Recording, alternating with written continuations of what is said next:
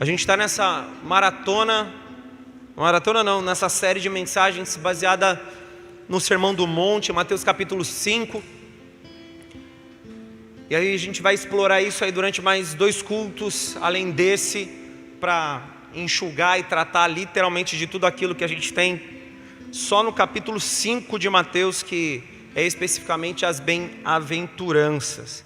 E quando a gente fala das bem-aventuranças, ou do conceito de bem-aventurança, normalmente a gente faz um pensamento lógico e rápido de associação, porque as bem-aventuranças, elas são normalmente reconhecidas ou compreendidas por nós como características ou adjetivos de indivíduos com uma elevação espiritual e moral grande, que conseguem concentrar nas suas condutas ou na prática diária dos relacionamentos que está inserido o padrão ou a própria natureza de Jesus naquilo que ele está fazendo.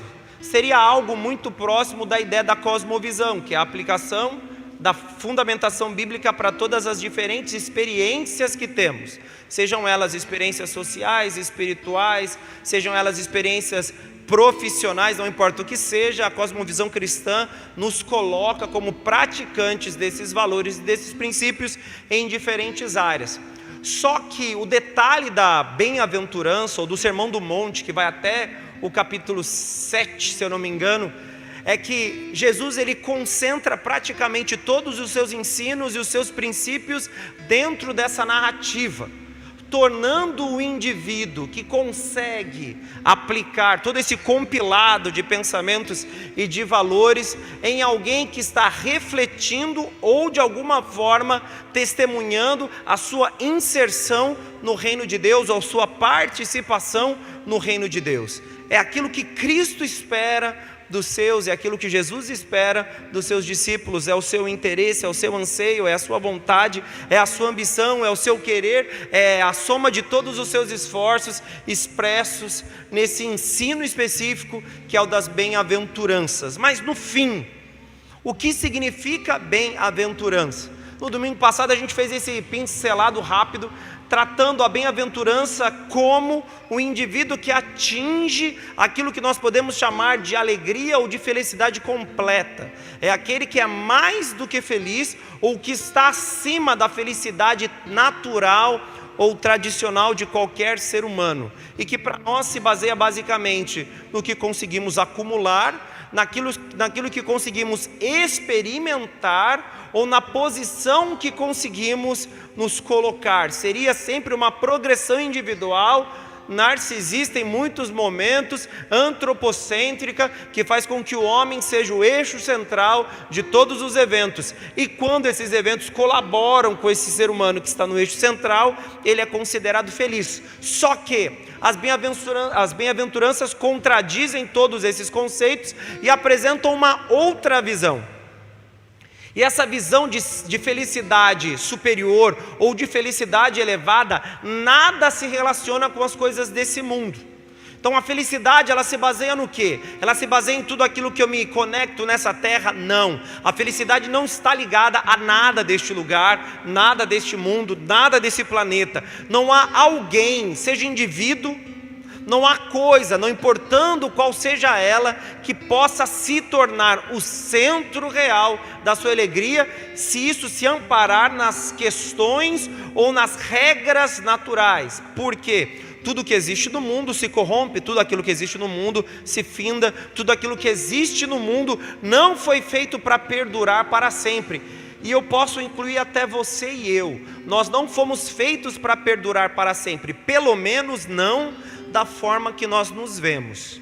Porque a parte eterna do ser humano, que é alma e espírito, ela vai precisar de um outro invólucro, de uma outra caixa, de uma outra capa. Por isso que os nossos corpos vão ser glorificados, para que eles perdurem para a eternidade. Então você percebe que tudo que de alguma forma busca prazer terreno ou satisfação, não perdura. E se não perdura, ele não pode ser o fiel da balança e nem o fator determinante do que consideramos alegria verdadeira.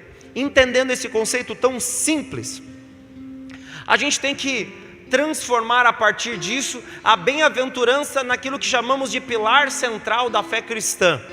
tudo o que podemos discutir sobre doutrina cristã, e eu falo doutrina cristã desde Mateus até Apocalipse, ele se fundamenta ou se ampara na fala de Jesus, no Sermão do Monte, que se torna talvez os nossos mandamentos ou a nossa lei, seja ela de ordem espiritual ou de ordem humana, nos relacionamentos pessoais, exatamente como os mandamentos que foram recebidos por Moisés. O Sermão do Monte se transforma nos nossos mandamentos, ou na nossa construção legal, no aspecto espiritual e no aspecto de relacionamento interpessoal. Se esse é o padrão, se esse é o pilar, se esse é o fundamento, o que a gente tem que fazer, pastor?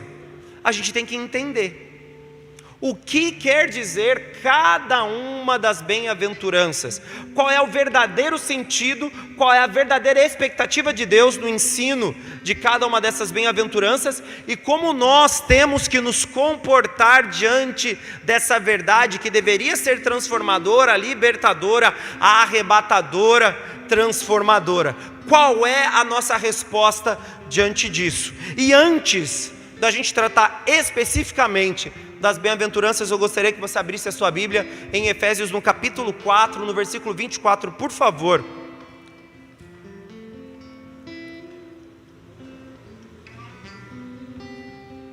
Amém?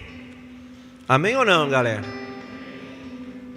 Lembrando que amém é concordância, seja porque você reconhece aquilo como verdade, ou seja porque você se torna participante. Quando você fala amém em uma oração, você se torna participante da oração. Quando você fala amém diante de uma exposição bíblica de algum tema, você concorda com aquilo, logo aquilo se torna parte de você, e você se responsabiliza na prática e no compromisso com aquela verdade. Então falar amém não é coisa de crente pentecostal. Falar amém é coisa de cristão, de qualquer matriz teológica, seja pentecostal, batista, presbiteriano. O amém é uma concordância espiritual e tem extremo valor dentro da nossa esfera, tá bom? Amém ou não? Amém. Então, vocês falarem amém no culto não é problema. Efésios no capítulo 4, no versículo 24, diz o seguinte: e a vós revestir do novo homem, que segundo Deus foi criada em verdadeira justiça e santidade. Você percebe que o texto de Efésios capítulo 4, no versículo 24, nos dá uma norma, uma regra, um padrão. É a fala de Paulo aos Efésios, mas ali a gente enxerga também uma verdade que deve permanecer para todo aquele que confessa a fé em Cristo e que se reconhece como salvo em Jesus. Nós precisamos nos revestir do novo homem, o que podemos reconhecer como homem interior, e se ele é interior, ele é espiritual, que foi criado segundo Deus, em verdadeira justiça e santidade. O maior desafio de um indivíduo que reconhece a Jesus como seu Salvador é a transformação da sua natureza humana, da sua alma humana, em uma manifestação do seu espírito revivido. Então, seja aquilo que eu faço, seja aquilo que eu penso, ambos devem possuir a revelação desse homem interior, ou dessa natureza espiritual, que por conta do vídeo que a gente teve do congresso até se tornou um exemplo. Ali você via corpo, alma e espírito. E quando o espírito assumiu o controle do carro, as coisas funcionaram. Quando o espírito não toma conta e não assume o controle, a gente vê uma guerra entre a alma e entre o corpo, porque o ser humano é tricotômico, corpo, alma e espírito, e nessa composição, o único elemento que de fato revela a natureza de Deus é o nosso espírito, que quando revivido em Cristo, santificado no sangue dele, afeta o nosso corpo, tal qual afeta a nossa alma, ok? Então o plano original sempre foi tornar o ser humano carnal um indivíduo espiritual. Então o sermão de Jesus proposital, o sermão intencional de Jesus no monte, não foi apenas uma oportunidade de ensinar mais um pouco. Foi, na verdade, a maior oportunidade que Jesus teve de ensinar, porque você não vê uma narrativa nos 4 evangelhos maior do que essa, sobre algo que Jesus estava falando. A narrativa do Sermão do Monte é a maior narrativa nos 4 evangelhos de Jesus ensinando de maneira ininterrupta, porque ali se concentra o centro, o cerne, a totalidade dos seus ensinos. Ali você encontra, por exemplo, como orar. Mateus capítulo 5 tem a instrução da oração modelo, como o homem deveria orar, como cada pessoa deveria orar. Você percebe ali o centro dos princípios, dos valores, o centro do comportamento, o centro das nossas relações humanas. Tudo dentro do Sermão do Monte nos projeta, nos direciona, nos coloca diante de Deus, na verdade apresentando aquilo que Deus quer que nós vivamos, porque o plano central da sua vontade é qual? Nos tornar seres amém? Amém.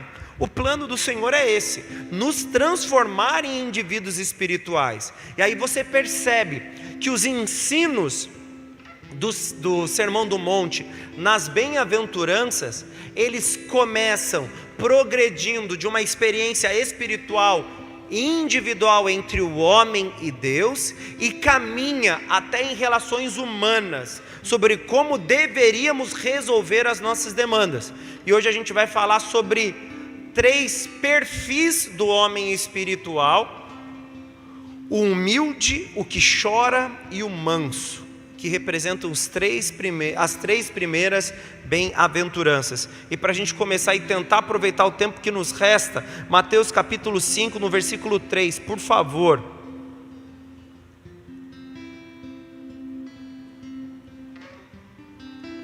Mateus capítulo 5, no versículo 3.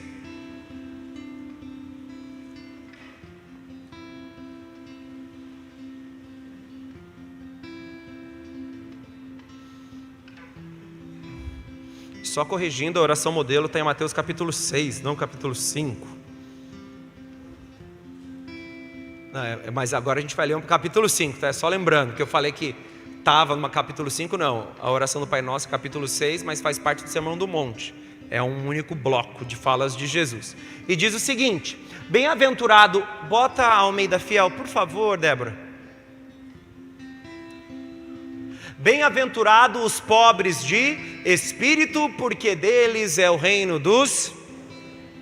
Esse texto é extremamente conhecido por nós, acredito eu que você já o leu, porque Mateus capítulo 5, 6 e 7 é um dos trechos mais famosos dos 4 evangelhos, e nesse caso em especial, esse texto normalmente é lido como uma menção de Jesus àqueles que de alguma forma foram colocados ou estão em uma posição socialmente inferior, aquilo a quem a gente pode chamar de pessoas carentes ou deficitárias no aspecto financeiro. Normalmente entendemos que o pobre de espírito é um indivíduo sem recurso algum, mas você vai notar que, por exemplo, você percebe nos Salmos a citação de ser pobre de espírito para aquele que na verdade é um rei. Você vai notar, por exemplo, o apóstolo Paulo se tratando como um indivíduo pobre de espírito. E o apóstolo Paulo não era nem pobre financeiramente, porque o seu histórico na verdade é abastado, de alguém que tem uma linhagem, uma família com uma certa posição social importante, porque em Tarsis, de onde ele veio, provavelmente ele era envolvido com curtume, ele deveria ter uma empresa, que fazia tingimento de tecidos, até porque ele não era apenas judeu, ele era judeu barra romano, então ele tinha muitas vantagens, seja financeiras e de oportunidade, simplesmente por ter dupla cidadania. E ele é um indivíduo que é considerado por si próprio pobre, porque ele faz menção a algo que normalmente é confundido nesse texto. Porque o pobre de espírito não é alguém que é pobre ou lhe falta alguma coisa no aspecto natural, porque a intenção de Jesus no ensino do Sermão do Monte é quebrar a nossa perspectiva terrena e nos mover a uma perspectiva espiritual. Estão comigo, amém ou não? Essa é a intenção. Jesus ele não perdeu o tempo dele nos ensinando a dominar na terra. Jesus ele não se ocupou em nos instruir sobre como teremos muito mais nesse mundo, como acumularemos riquezas, conseguiremos iates ou qualquer bem ou posse do mundo natural. O objetivo de Jesus sempre foi fazer com que os seus discípulos perdessem a visão natural e acrescentassem a essa perspectiva de vida uma ambição espiritual. Uma prova simples disso é quando Jesus, questionado no seu julgamento: você não é o rei? Cadê os seus discípulos? E aí, você não quer a coroa? Ele fala: se o meu reino fosse desse mundo, eu não estaria preso. Mas o meu reino não é desse mundo. O único reino que Jesus mandou a gente tomar força não é o terreno, é o espiritual. Quando ele afirma que o reino de Deus é tomado à força e apenas os violentos se apoderam dele, não há nenhuma referência sobre conquistas terrenas. Logo, a soma de ensinos presentes no Sermão do Monte é sobre a vida espiritual e como a nossa vida espiritual afeta tudo aquilo que fazemos e vivemos, amém? E aí você descobre, Sermão do Monte, Mateus capítulo 5, no versículo 3, o pobre de espírito não é o pobre financeiramente. Então, pastor, quem é esse indivíduo? Primeiro, a pobreza de espírito é o reconhecimento do estado humano. E por isso eu citei o apóstolo Paulo, porque ele, diante de uma própria autoavaliação, ele afirma: entre todos os pecadores eu sou o maior. Não porque de fato ele tenha cometido mais ou menos pecado do que qualquer outra pessoa, mas a visão dele diante da graça que ele recebeu como um favor imerecido o fazia se enxergar como um indivíduo extremamente pecador e indigno daquilo que recebeu de forma gratuita, que foi o perdão dos seus pecados. O pobre de espírito, como visto na Almeida atualizada, o humilde, é aquele que reconhece a origem da sua salvação, é aquele que se sujeita por vontade própria ao governo e ao domínio do Senhor, é aquele que se posiciona debaixo das mãos desse Deus,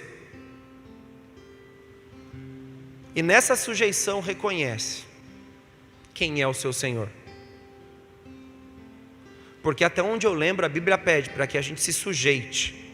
E a sujeição é uma escolha individual, não uma imposição daquele a quem estabelece governo.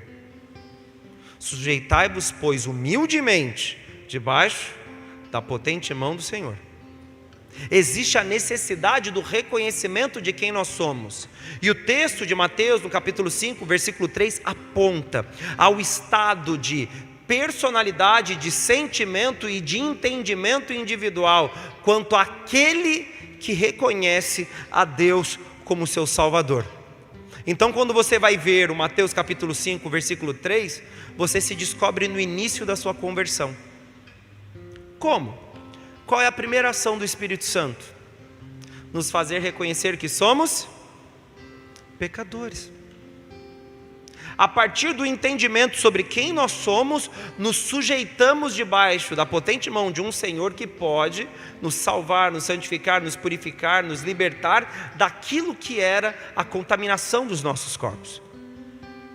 Mateus capítulo 5, nesse texto inicial, já nos mostra que a jornada do cristão, ela não acontece nesse mundo, e principalmente todos aqueles que fogem do verdadeiro reconhecimento da sua condição, terá uma grande dificuldade de experimentar na totalidade o que Jesus oferece, porque o primeiro ato no ensino de Jesus é mostrar para aqueles que o ouvem, que antes de qualquer coisa eles têm que se sujeitar e reconhecer de maneira humilde quem é o Senhor das suas vidas. Quem é aquele que possui o poder de libertar, o poder de curar, o poder de santificar. Não há jornada cristã sem o simples entendimento sobre quem nós somos. Então, ao invés de você tentar arrotar a humildade, exatamente como os fariseus faziam no momento que eles jejuavam, fazendo semblantes caídos, cara de pessoas que estavam sofrendo, A primeira coisa que você entende como aquele que tem coração quebrantado, ou é pobre de espírito, ou é humilde, que primeiro você é pecador, e essa condição não se altera.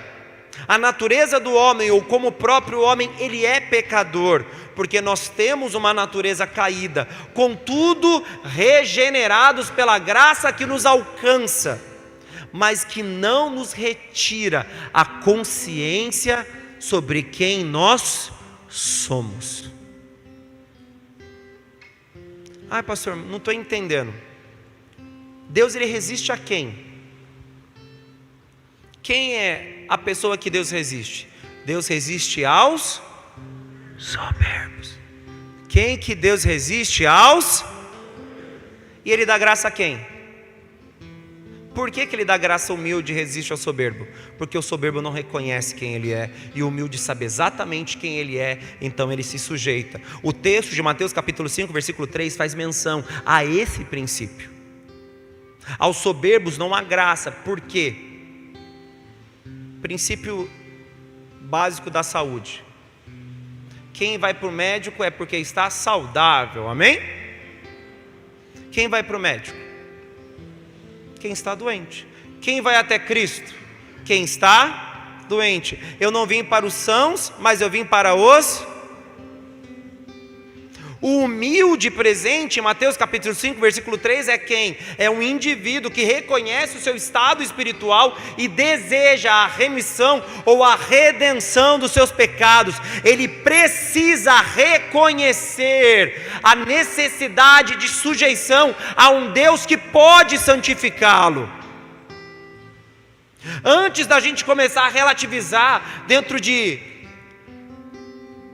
uma teologia moderna, que na verdade apresenta certos valores cristãos dentro de um viés ideológico, Mateus capítulo 5, versículo 3 não fala sobre finanças, não fala sobre ser pobre e muito menos ser rico, fala sobre um indivíduo que reconhece quem ele é, e diante de Deus todos nós somos indignos, diante de Deus todos nós somos pecadores, diante de Deus nós não merecemos nada que recebemos. E se você tem esse sentimento, querido, eu quero te alegrar, não se sinta inferior por isso. A razão pela qual Deus te resgata é porque você é pecador, é porque você é culpado, é porque você não pode se santificar sozinho. A redenção que te alcança é só Ele que pode te dar. E aí você vê a continuação do versículo que diz: destes é o reino dos... A Bíblia nos impõe o quê? Que a salvação é pela fé, amém? O que significa a salvação é pela fé? Que nós cremos que Jesus pode purificar os nossos pecados. É isso. As 95 teses pregadas por Martim Lutero, e que se torna o fundamento da reforma protestante, e que no seu resumo identifica que a salvação é pela fé, não representa a simples crença em um Deus que existe, um Cristo que existe, em um Espírito Santo que existe. A fé redentiva reconhece que apenas Ele pode nos purificar, e todo indivíduo que tem esse entendimento, ele se humilha. Humilhai-vos, sujeitai-vos. Esse texto que apresenta a indicação sobre aqueles que vão ficar debaixo da potente mão do Senhor, mostra que Deus se move em direção ao aflito, ao necessitado, ao pecador, ao indigno, mas que principalmente reconhece a sua indignidade. Por isso que diz humilde, sendo um adjetivo do indivíduo. Eu preciso ser, vocês precisam ser, para que a graça nos alcance. Mas de onde surge essa humildade? Da revelação do Espírito Santo quanto quem nós somos. E aí você descobre que o pilar dos ensinos de Jesus no Sermão do Monte precisa ser resgatado por uma igreja que se esqueceu dos valores mais primordiais, dos rudimentos daquilo que define a nossa fé e constrói a nossa doutrina. Em Salmo 51, no versículo 17, diz o seguinte: os sacrifícios para Deus são o espírito quebrantado, o pobre de espírito ou humilde. É a mesma coisa. A um coração quebrantado e contrito não desprezarás o Senhor ou Deus. Efésios capítulo 2, no versículo 8 e 9. A fonte inicial do nosso relacionamento com Deus não pode ser outra coisa senão o reconhecimento quanto a quem nós somos diante dEle. Porque pela graça sois salvos por meio da fé. Isso não vem de vós, é dom de Deus. Não vem das obras para que ninguém se glorie. Mais uma vez você vê o apóstolo Paulo ensinando aos Efésios que a salvação é um produto da fé em Cristo, o único capaz de nos redimir, de nos purificar, e não apenas a simples consciência da sua existência. Pastor, mas não é só crer que Deus existe? Não. Quem acredita que existe demônio? Eu acredito. Demônio acredita que Deus existe? Então o demônio tem fé? Não, ele crê. A fé é o entendimento total de que Ele não apenas existe, como Ele é o Redentor da minha vida. Se a gente tornar apenas a crença da existência como fator determinante, não há salvação. E eu posso dizer que Satanás, os demônios e a galerinha lá, eles não apenas creem, mas eles tremem, porque eles sabem do juízo que lhes será imposto. Então a fé, ela se torna a fonte, aquilo que nos conecta à graça, mas ela é produto do quê? Do reconhecimento da nossa indignidade e da nossa condição pecadora. Jesus, Ele queria, eu quero que vocês entendam, filhos, discípulos, ovelhas, a salvação é um produto de uma fé que reconhece quem eu sou. Mas o que é reconhecido? O meu poder em fazer milagres? Não. O meu poder para perdoar pecados. E aí se encontra a salvação. Porque se a gente for fazer uma análise histórica, no período de Jesus, do seu ministério, Ele não era o único Messias. Haviam outros Messias presentes no mesmo tempo.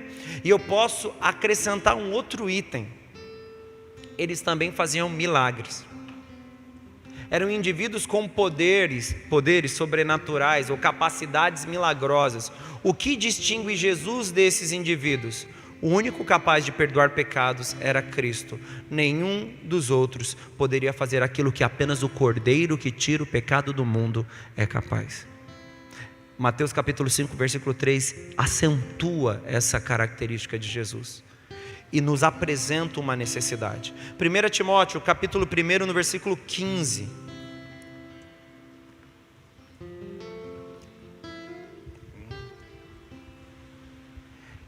Esta é uma palavra fiel e digna de toda a aceitação, que Cristo Jesus veio ao mundo para salvar os pecadores, dos quais eu sou o principal. O apóstolo Paulo entendia quem ele era. Mas ao dizer isso ele se assume o pior dos homens? Não. Ao dizer isso ele fala, eu sou salvo em Jesus. A fala do apóstolo Paulo não o diminui e nem se torna pejorativa. Na verdade, a fala do apóstolo Paulo diz, eu sou salvo, porque eu sou pecador e Jesus veio para mim. E através da redenção dos meus pecados, ocorresse uma mudança completa na minha mente, para que eu fosse livre das amarras.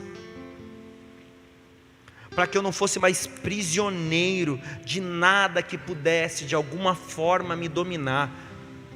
E eu preciso muito que você entenda isso, querido. O início dessa série de pregações, ela precisa mostrar para você o que vai te deixar feliz. Porque a bem-aventurança é o indivíduo mais do que feliz, ou que atingiu um estado completo de alegria. Só que essa alegria não é pautada em nada dessa terra. Ela é pautada em um fundamento eterno. Agora me diga,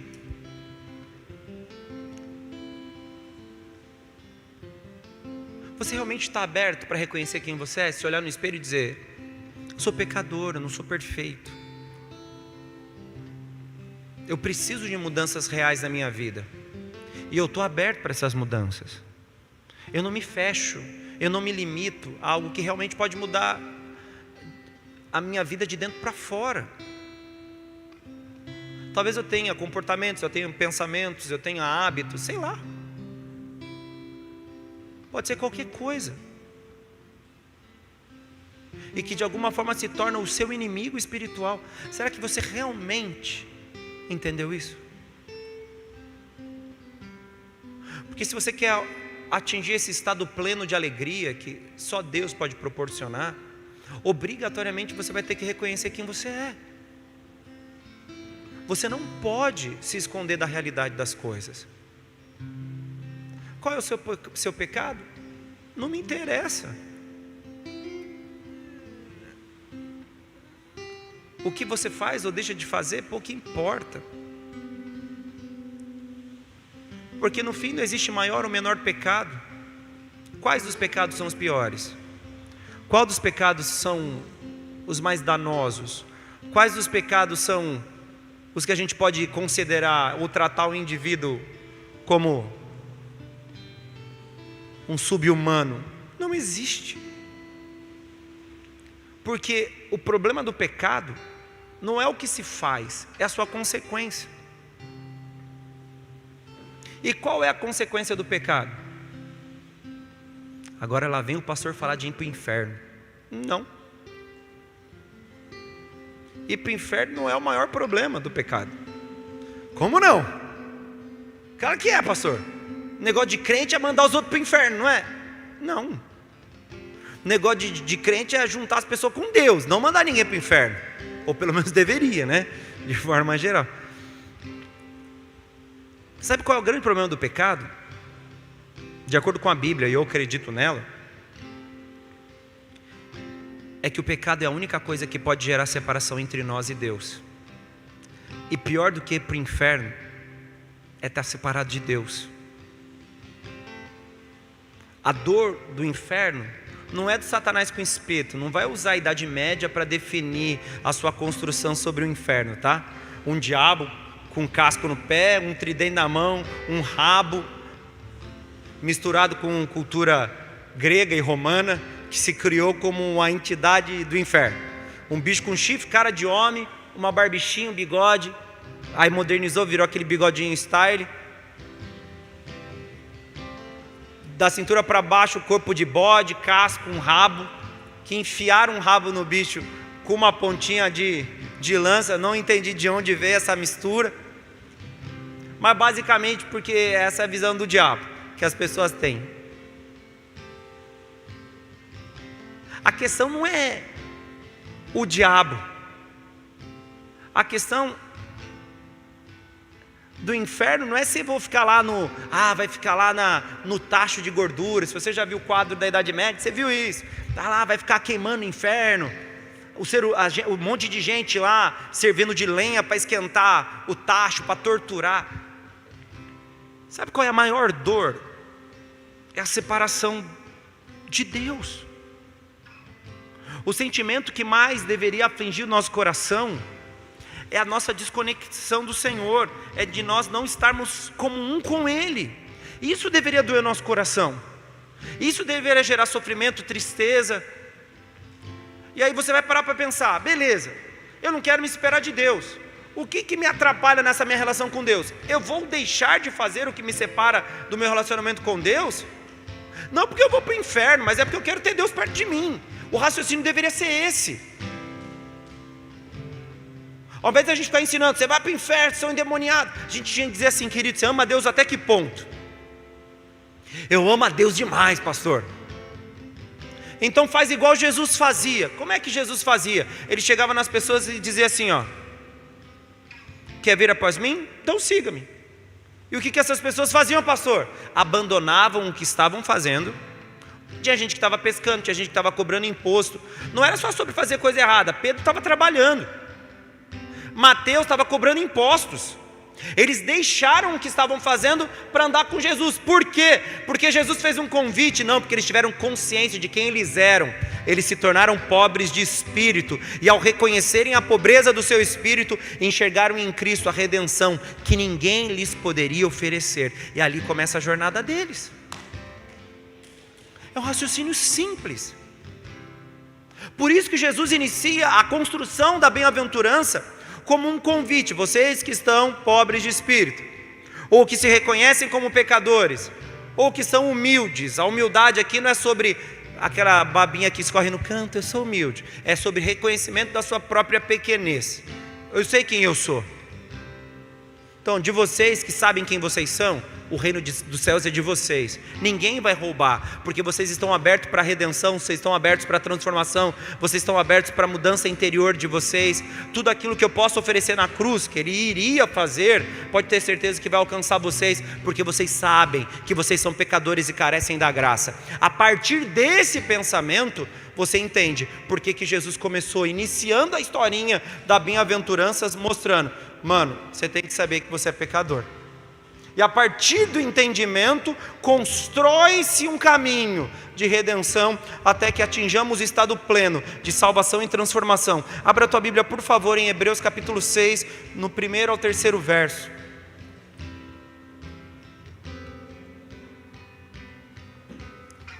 Pô, no comecinho você estava fazendo uns negócios legais, agora você já está cansado, né? Você só está fazendo assim, né? Dando as dedadinhas. Volta a fazer aqueles baratos bonitos que você estava fazendo.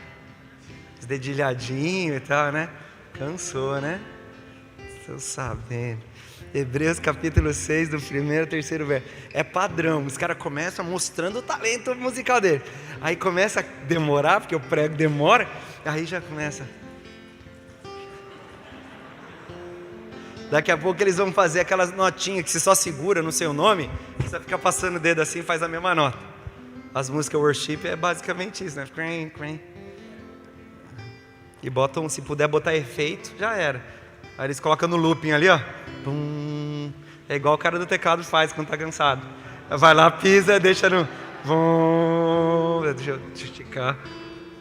Hebreus capítulo 6, 1º ao 3º verso. Brincadeirinha para os músicos, vocês nos ajudam muito. Por isso, deixando os rudimentos da doutrina de Cristo, prossigamos até a perfeição. Deixa eu não atrapalhar o pessoal. Por isso, deixando os rudimentos de Cristo, deixando os rudimentos da doutrina de Cristo, prossigamos até a perfeição, não lançando de novo o fundamento. Qual que é o fundamento? Do arrependimento de obras mortas e de fé em... O texto de Hebreus faz menção ao quê?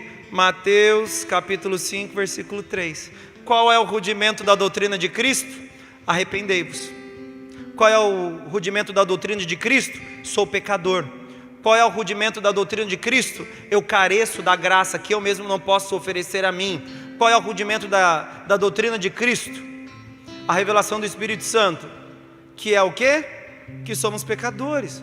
A primeira obra do Espírito Santo não é consolar, é entristecer, para que depois console, porque ninguém quer saber que é pecador, daí a gente fica triste, aí depois a gente descobre que a gente tem um consolador, e esse consolador revela a graça e a salvação, que aí sim apazigua o nosso coração e nos transforma.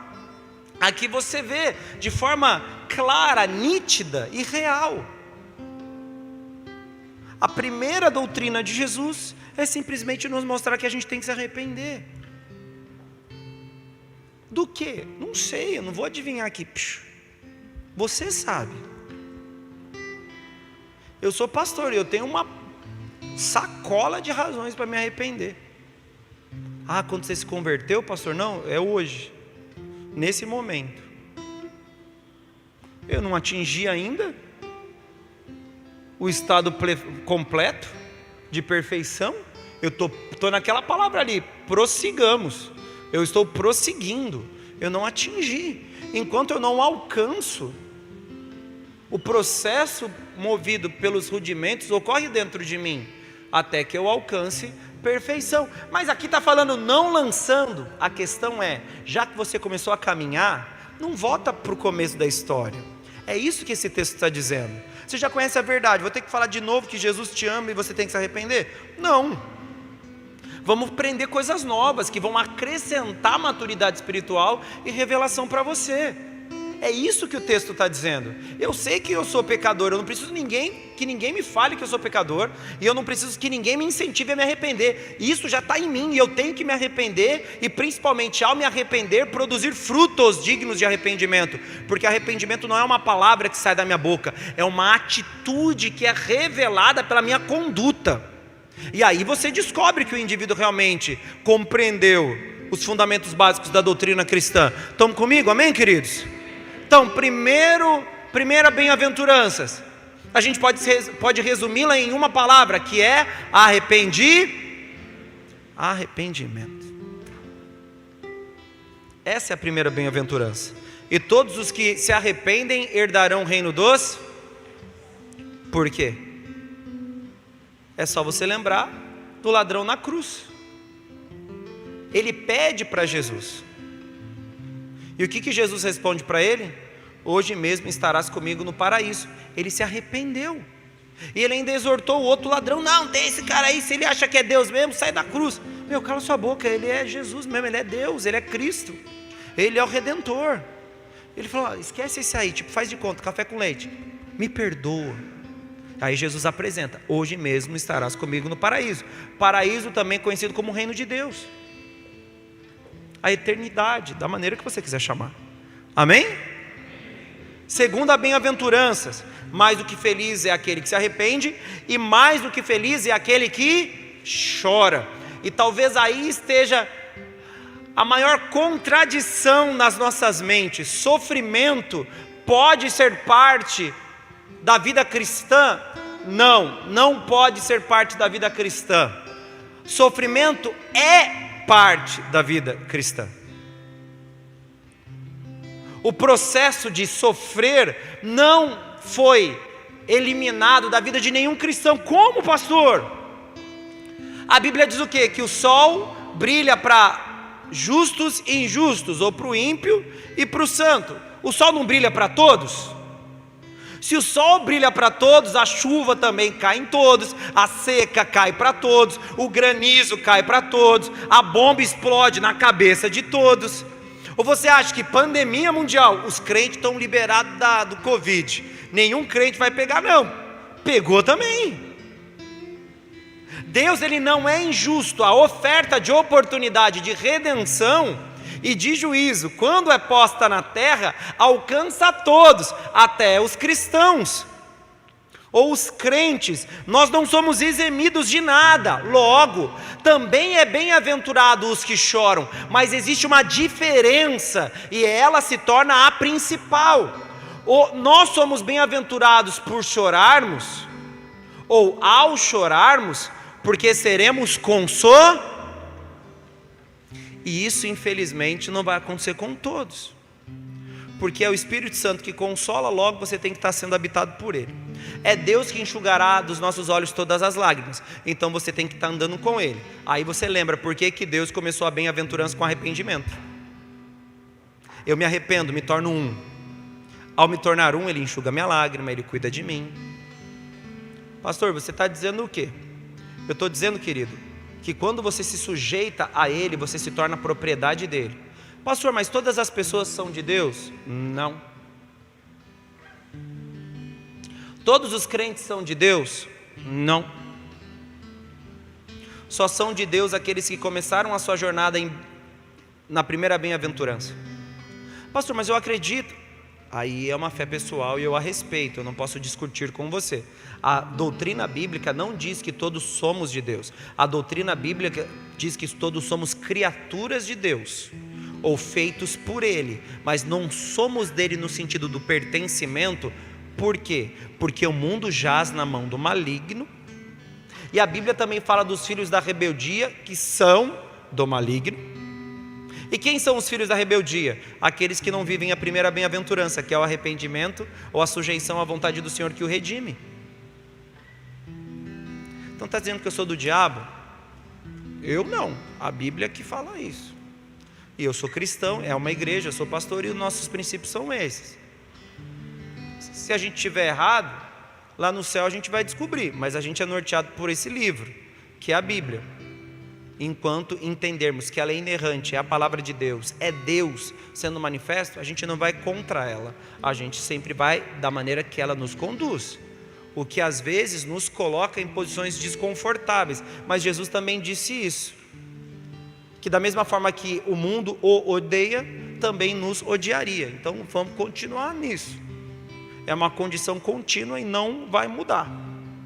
Porque todas as vezes que apresentarmos os nossos valores que se contrapõem ao modelo do mundo, e nem é forma pejorativa, a esfera de realidade externa, o mundo secular, da maneira que você quiser chamar, nós seremos contrariados, nós seremos questionados, nós seremos acusados e todos os outros termos possíveis a serem aplicados, porque nós estamos dentro de uma base doutrinária.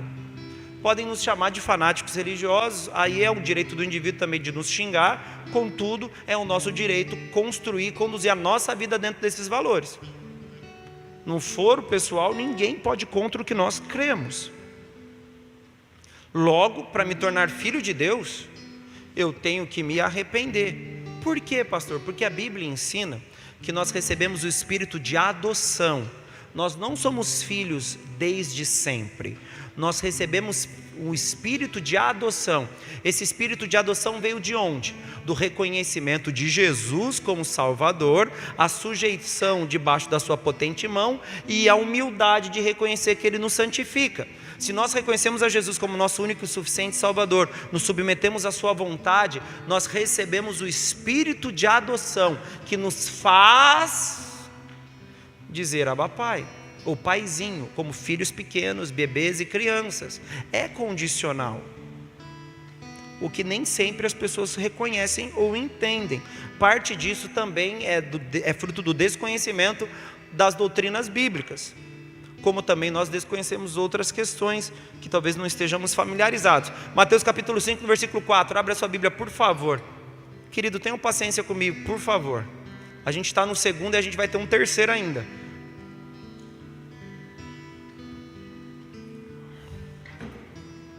Bem-aventurados os que choram, porque eles serão, ponto. Consolados por quem? Por Deus, porque sofremos, e se sofremos, o sofrimento ele não foi retirado, ele fez parte da nossa jornada, fará parte da nossa jornada. Contudo, existe algo em nós que não nos permite parar quando sofremos, que é a certeza da eternidade. Se você assistiu a pregação de quarta-feira sobre o caminho, o que nos move é a certeza da eternidade. Logo, se no caminho teremos aflições, sim, teremos, mas nós também temos bom ânimo, porque Ele venceu o mundo e nos encheu de esperança para continuarmos a nossa jornada até o fim, a fim de recebermos a coroa da vida. Que coroa é essa? A que a Bíblia diz que será dada àqueles que perseverarem até o fim, amém ou não? Até o fim. Se o choro está fazendo parte da nossa jornada, logo existe algo que deve nutrir os nossos corações e nos encher de esperança.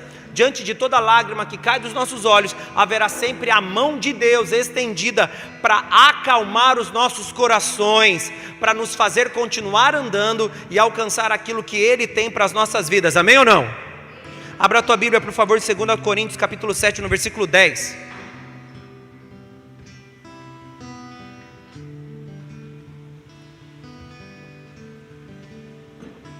Olha o que diz o texto: porque a tristeza segundo Deus opera arrependimento para salvação, da qual ninguém se arrepende, mas a tristeza do mundo opera a morte. Você descobre que a tristeza proveniente de uma interferência divina, ela não ocorre com o intuito de nos destruir. Na verdade, toda a tristeza proveniente de Deus ocorre em nós para que alcancemos a salvação. Amém ou não? Pastor, de onde você tirou essa mentira? Você inventa um monte de mentira. Tá bom, vou te contar de onde eu tirei. A Bíblia diz que Deus, por vontade própria, fez com que o povo andasse no deserto por 40 anos para quebrá-los, porque eles eram o que? Orgulhosos. Primeira bem-aventurança. E ao serem quebrados no orgulho, eles entenderam a salvação. E ao entenderem a salvação, Deus lhes enxugou as lágrimas. Então não é da minha cabeça. Você percebe que é um processo. Então, se entendermos que o nosso sofrimento nos aproxima de Deus, nós descobrimos a fórmula ou o meio pelo qual venceremos os períodos mais difíceis das nossas vidas. Todos os momentos mais difíceis são fruto da vontade de Deus para que soframos? Não. Mas todo o seu sofrimento será usado por Deus para a sua redenção, para a sua transformação, para a sua cura, para a sua restauração. Deus não perde nada. Ele se utiliza de todos os eventos para que uma grande e real transformação ocorra em nós. Então não acredite que as suas experiências são infundadas ou desnecessárias. Cada experiência vivida por nós se torna know-how, você começa a se tornar competente, capaz, você se torna conhecedor, maduro, preparado para diferentes situações, porque elas serão necessárias no seu futuro. Nós temos que ser obreiro o quê, querido? Despreparado, amém? A Bíblia diz que a gente tem que ser o quê? Obreiro preparado, capacitado, em condições. E você acha que você vai desenvolver habilidades aonde? Ficando sentado? A única coisa que você desenvolve ficando sentado é dobrinha, gordurinha. Você só vai desenvolver competências quando você se expõe ao risco. E esse texto também é um convite. Não tenha medo. Se você nunca pregou na igreja, vai pregar no domingo à noite. Vai e prega. Fazer o quê? Não é verdade? Se é o que Deus tem para você, vai e faz. Mas eu nunca fiz. Não pergunte sobre se você nunca fez. Entenda a oportunidade que te desafia, chorando ou não.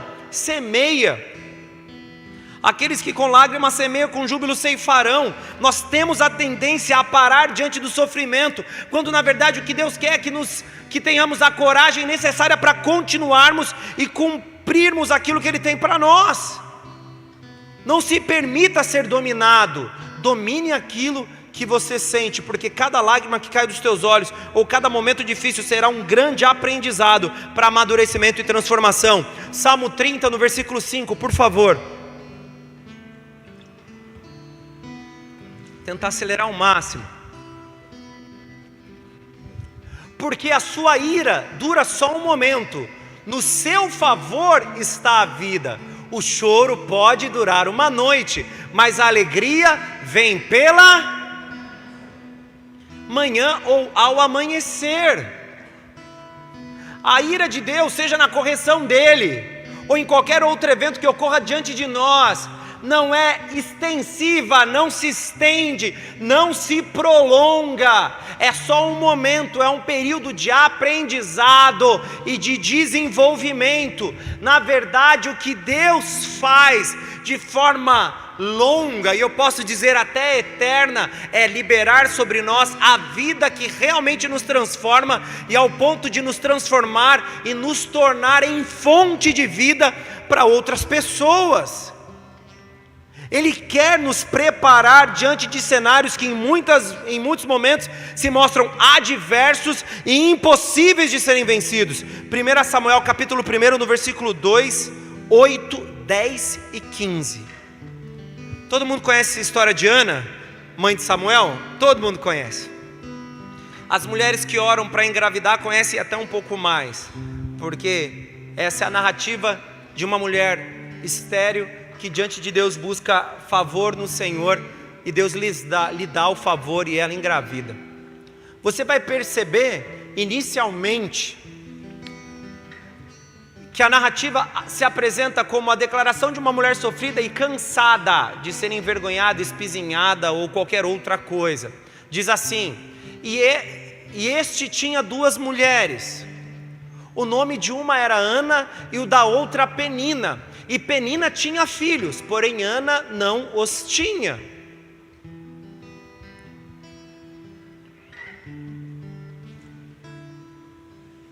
(8, 10 e 15). A gente vai pulando, só vou falar do sofrimento dela. Então Eucana, seu marido, lhe disse: Ana, por que choras? Ana chorava muito. E por que não comes? Já apresenta características de depressão ou crises de ansiedade, um sofrimento emocional mais profundo. E por que está mal o teu coração? Não te sou eu melhor do que 10 filhos? A intenção dele, você sabe, que era animar a esposa. Não, eu não amo você, eu te trato melhor do que a Penina, você é minha esposa querida, amada, especial, eu quero só você. Só que para ela não era suficiente. Aí diz o texto: ela, pois, com amargura de alma, orou ao Senhor e chorou abundantemente. Porém Ana respondeu: não, Senhor meu, eu sou uma mulher atribulada de espírito, nem vinho nem bebida forte tenho bebido, porém tenho derramado a minha alma perante o...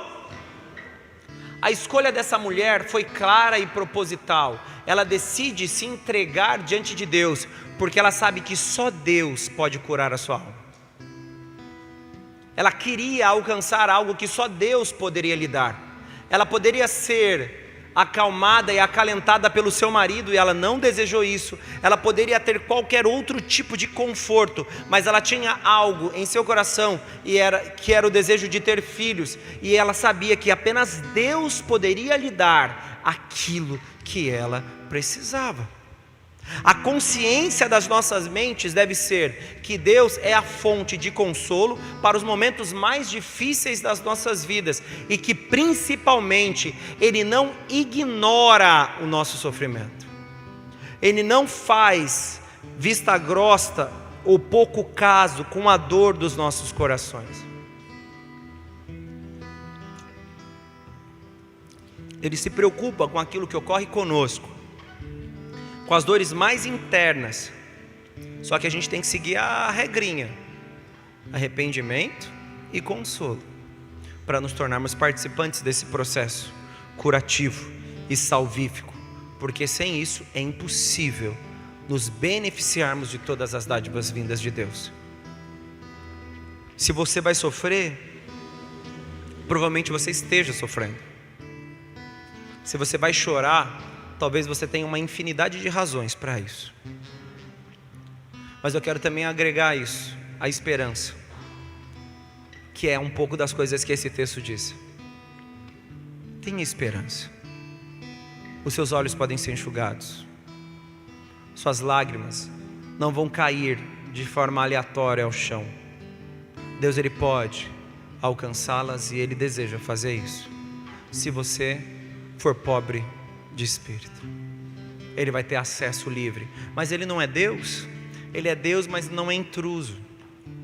Ele é Deus, mas Ele não entra de forma arbitrária na vida das pessoas.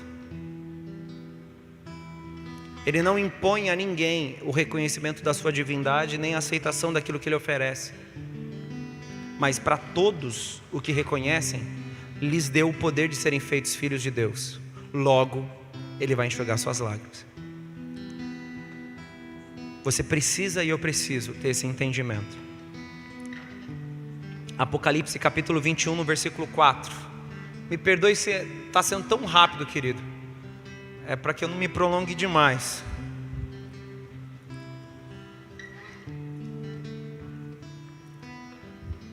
E Deus limpará dos seus olhos toda lágrima, e não haverá mais morte, nem pranto, nem clamor, nem dor, porque já as primeiras coisas são passadas. Essa é uma promessa para a eternidade, amém?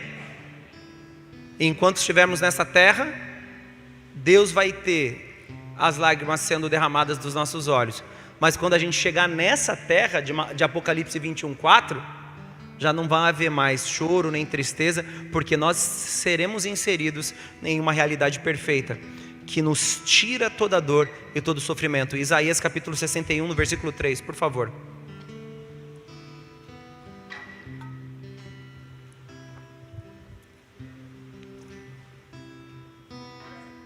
Isaías 61, 3. A ordenar acerca dos tristes de Sião, que se lhes dê glória em vez de cinza, óleo de gozo em vez de tristeza, vestes de louvor em vez de espírito angustiado, a fim de que se chamem árvores de justiça, plantações do Senhor, para que Ele seja glorificado. Querido, se você está aí enquadrado os que choram, e é a sua bem-aventurança do dia, eu quero que vocês fixem esse texto nas suas mentes, se puderem marque esse texto, Isaías 61:3, porque se aplica especificamente para o nosso sofrimento. O Senhor, Ele quer cuidar dessa nossa dor, dessa nossa tristeza, e quer derramar sobre nós óleo de alegria, ao invés de cinza. Ele vai vir como Redentor, Ele vai vir como salvação, Ele vai vir como transformação das nossas histórias, amém ou não? Amém? Você crê nisso? Amém? Ele é essa fonte inesgotável, e a gente não pode simplesmente ignorar aquilo que Ele tem para nós. E a última bem-aventurança, a terceira. As duas primeiras, elas tratam de assuntos e questões de natureza espiritual. A primeira é arrependimento e a segunda é sofrimento. A terceira bem-aventurança já acontece dentro da linha do horizonte. As duas primeiras são verticais, o homem e Deus. A terceira é horizontal, o homem com o homem, ou o ser humano com o ser humano. As pessoas entre elas vão começar a aplicar a terceira bem-aventurança. E esse texto diz que bem-aventurados são os mansos. Logo, a gente entende que mansidão é apatia, lentidão, falta de resposta incisiva em momentos que exijam isso. Na verdade, a mansidão presente nesse texto vai um pouco além do simples ato de não responder de maneira bélica ou não confrontar ninguém em uma situação complexa ou delicada. Na verdade, essa mansidão diz respeito à vingança. Não é sobre não ficar bravo, porque a Bíblia diz: irai-vos, mas não pequeis. Esse texto não diz sobre você dormir de cabeça quente, irritado, bravo, chateado com alguma coisa. Esse texto fala sobre vingança.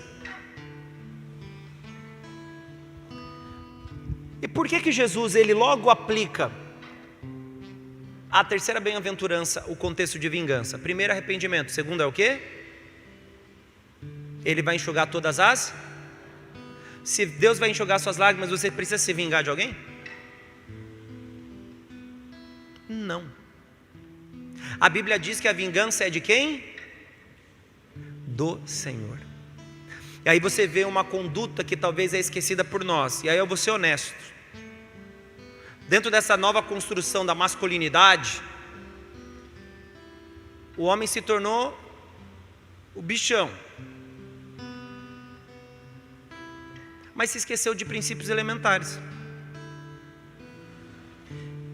A Bíblia fala que nós somos protetores, ok? Sim, é nossa função. Nós somos provedores, governo e sacerdócio. Mas em momento nenhum ela diz que a gente não deveria ser manso, para que a gente fosse protetor, por exemplo. Em nenhum momento ela disse que eu posso tratar uma mulher com indelicadeza, com agressividade, ou uma outra pessoa qualquer. Na verdade, a mansidão apresenta algo que os cristãos precisavam entender com uma certa urgência, e a razão é simples. Inicialmente eles eram de que religião? Eles eram judeus. Até por isso, hoje o cristianismo é judaico. A ideia ideológica de alguns é que nós vivemos uma fé judaico-cristã. Só que aí tem um problema. No judaísmo é o quê? A lei da retaliação, ou lei do talião, ainda presente na cultura muçulmana, porque é a Sharia. O Antigo Testamento diz que se alguém gerar algum dano contra você, você tem total direito de produzir dano contra essa pessoa. Cortou a mão, corta a mão. Até aquele texto, quando a gente abordou a questão do aborto, se por acidente um homem esbarra numa mulher grávida, Vanessa está grávida, ela tem o parto e o bebê não morre, ela está casada com o marido, eu esbarro na Vanessa grávida, o bebê, ela tem um parto prematuro, o bebê não morre, o Márcio vem e fala: você vai ter que me pagar 10 mil reais pelo meu constrangimento. O marido define o quanto ele entende que eu tenho que pagar de multa. Antigo Testamento. Se o bebê da Vanessa morre ao nascer prematuro, eu sou morto. Lei do talião. O bebê morreu, então você morre. Foi sem querer. Lei do talião. A ideia é sempre a aplicação de uma dor, um dano ou um prejuízo proporcional àquilo que você sofreu ou a pessoa sofreu. Aí Jesus teria que ensinar uma nova estrutura doutrinária. Primeiro, não existe vingança. Por quê? Porque vocês são mansos. Só que o problema é que isso não é do Novo Testamento. Já estava presente nos ensinos do Senhor no Antigo Testamento. A mansidão é, ou se espera que seja, uma característica do servo de Deus, que escolhe aceitar que Deus é a sua justiça, e não ele o próprio justiceiro das suas causas. Só que para nós é complexo, porque se constrói uma personificação de uma masculinidade justiceira. Então eu tenho que ir lá e mostrar que eu sou macho, meter a mão, meter o pé. A gente tem que ser incisivo, firme, forte em muitos momentos, mas nós não podemos ser vingativos. Na proteção da minha família, incisivo, forte, mas eu não posso ser vingativo. A maior prova da quebra desse conceito de vingança é quando Jesus instrui, em um texto que acredito eu, é de conhecimento comum de vocês e que precisa ser compreendido agora. A gente vai ler Mateus 5,5 só para identificar a bem-aventurança. Eu quero acelerar, fazer isso em 6 minutos. Ore pela fé aí, querido, no nome de Jesus. Bem-aventurados os mansos, porque eles herdarão a... Primeiro ponto, nós não tomamos, nós recebemos por... Deus nos deu, não somos nós que tomamos. Grava isso na sua cabeça. Então eu não preciso me vingar para alcançar aquilo que Deus quer me dar, porque tudo aquilo que Deus deseja fazer, Ele simplesmente faz. Não há espaço para vingança, não há espaço para tomada à força. A única coisa que Deus nos permite tomar a força é o quê? O reino dos... O único. E o conceito eu já expliquei para vocês. Jesus fala que se o meu reino fosse desse mundo, eu não estava preso. Logo, Jesus se deixou ser morto na cruz. Não foram os romanos e nem os judeus que entregaram a Jesus. Sabe quem que entregou Jesus na cruz? O Pai. Deus entregou Jesus na cruz. Não porque os sionistas, a gente vai começar a usar termo específico que deve parecer que é ideológico, mas o povo judeu, foram eles que pregaram a Jesus. Eu entrei num debate com uma pessoa sobre esse tema, não foi, eles foram só o meio pelo qual, foi Deus que permitiu, porque Deus o entregou como ovelha muda ao matadouro. Deus entregou o seu filho, Deus deu o seu filho.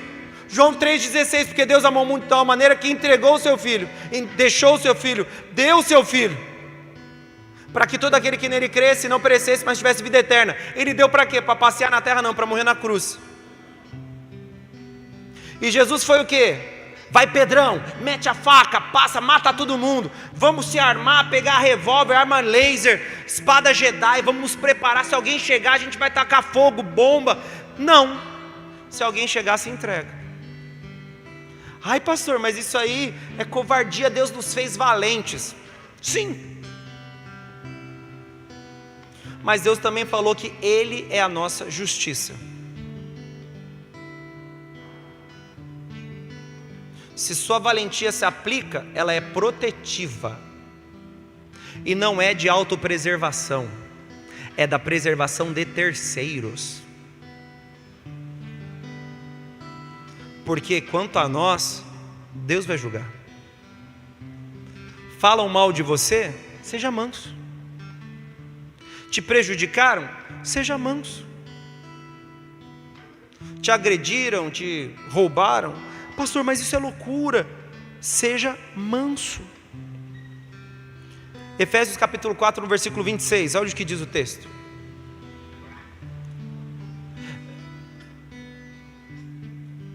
Irai-vos e não pequeis, não se ponha o sol sobre a vossa ira. Não permita que esse sentimento se desenvolva dentro do seu coração.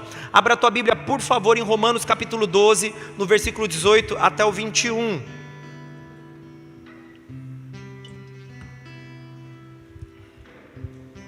Se for possível, quando estiver em vós, tende paz com todos os homens. Só em casos extremos, mas quando é possível, ou na maior parte das vezes, tenha paz com todos. Não vos vingueis a vós mesmos, amados, mas dai lugar à ira, porque está escrito: minha é a vingança, eu recompensarei, diz o... Fica irritado no teu coração, vai dormir bravo, dormindo até um pouco mais tarde, mas Deus vai resolver esse problema. Porque a vingança não é nossa. Ai, pastor, mas isso é muito complicado. Querido, é a forma que Deus escolheu que vivêssemos. Versículo 20. Portanto, se o teu inimigo tiver fome, dá-lhe de comer. Se tiver sede, dá-lhe de beber. Porque fazendo isto, amontoarás brasas de fogo sobre a sua cabeça. Versículo 21. Não te deixes vencer do mal, mas vence o mal com o... Terceira bem-aventurança. Em muitos momentos tentamos a autojustificação ou a imposição dos nossos direitos, particularmente nesses 11 anos de ministério, de tudo aquilo que já ouvi, já vivi, já vi, já li, já recebi, já tudo. Eu nunca respondi a nenhuma ofensa. E daí, pastor? Fiquei com umas crises de ansiedade, fiquei bravo, bichão. Vocês sabem que eu gosto de esportes marciais, mas eu nunca respondi. Até de falar na minha cara, eu nunca respondi. Porque você tem sangue de barata, ou você é frouxo, cada um usa o termo. Não, eu sou manso. Eu não precisei me defender naquele momento, e até poderia. A questão é o que ocorreu com essas pessoas depois. Porque há um problema. Ai daquele que cai nas mãos de um Deus irado. Você não se comprometer com o desenvolvimento da ira no teu coração, que se transforma em uma vingança e que te culpabiliza, impõe a esse indivíduo a infeliz tarefa de resolver as coisas com Deus. E é infeliz, porque não é fácil. Não estou dizendo que é rogar praga, não é, a pessoa vai ter que dar conta daquilo que ela fez. De Deus não se zomba. Tudo que o homem planta, ele colhe. Seja ele ímpio ou cristão. Se fez besteira, vai colher a árvore da besteira, ou fruto da besteira que fez. E aí se dá aquilo que o Senhor espera de nós. Olha o que diz o texto, por favor. No mesmo capítulo 5, agora no versículo 39 ao 41. Jesus ainda no Sermão do Monte, olha o que ele diz e afirma.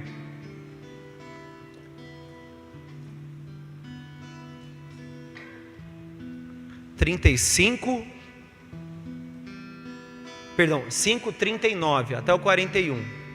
39. Eu, porém, vos digo que não resistais ao mal. Se alguém quiser fazer mal para você, não resista. Mas se qualquer te bater na face direita, oferece-lhe também a outra. E ao que quiser pleitear contigo,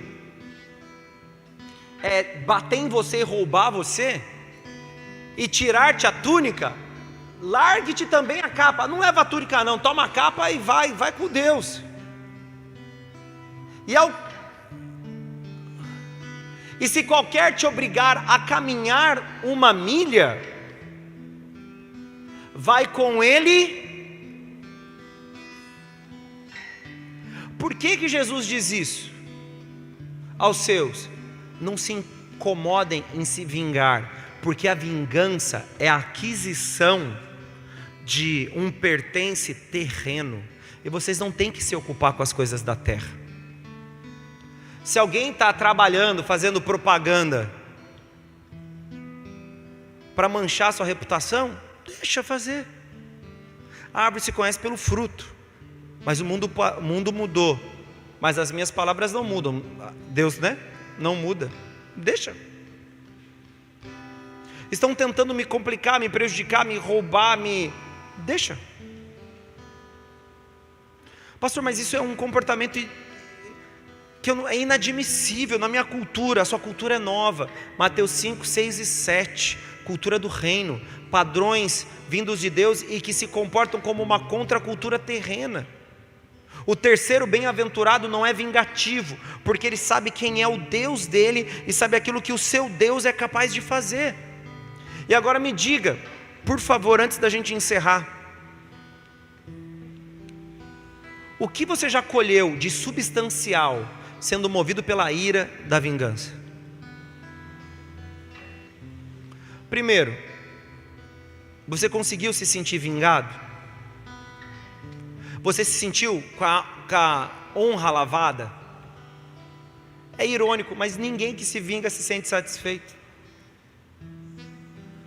Impor dor àquele que nos feriu não cura a dor que já temos. O único capaz de curar a dor que já temos é o Senhor. O único capaz de curar a nossa alma é o Senhor. Então escolha herdar aquilo que só Ele pode dar. A herança é a propriedade de alguém que escolhe transferi-la para você. Então aceita. Pastor, mas eu vou ter que se comportar como? Como alguém que tem certeza do Deus que serve e reconhece piamente tudo que Ele tem guardado para si. Deuteronômio 32, 35, para a gente encerrar. E depois de ler esse texto a gente já vai ficar de pé. Então se o pessoal do louvor quiser já se posicionar, por favor. Deuteronômio 32, 35. Diz assim: minha é a vingança e a recompensa ao tempo que resvalar o seu pé, porque o dia da sua ruína está próximo, e as coisas que lhes hão de suceder se apressam a chegar.